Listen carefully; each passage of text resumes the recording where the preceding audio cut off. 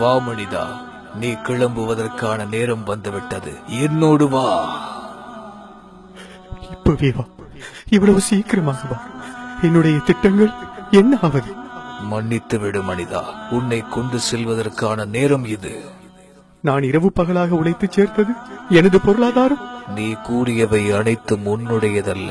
அவை பூமியில் நீ வாழ்வதற்காக உனக்கு தந்து வைக்கப்பட்டது, அவ்வளவுதான். என்னுடைய திறமைகள்? அவை உன் சூழ்நிலைகளுடன் சம்பந்தப்பட்டது. அப்படி என்றால் என் மனைவி, மக்கள் மற்றும் உற்றார் உறவினர்கள்? அவர்கள் உன் இதயத்துடன் சம்பந்தப்பட்டவர்கள். அப்படி என்றால் இந்த உடல்? அது இந்த மண்ணுக்கு சொந்தமானது. என்னுடையது என்று இந்த உலகிலே எதுவுமே இல்லையா? நான் எதையும் எடுத்துச் செல்ல முடியாதா? நீ வாழ்ந்த ஒவ்வொரு நொடி மட்டுமே உன்னுடையது.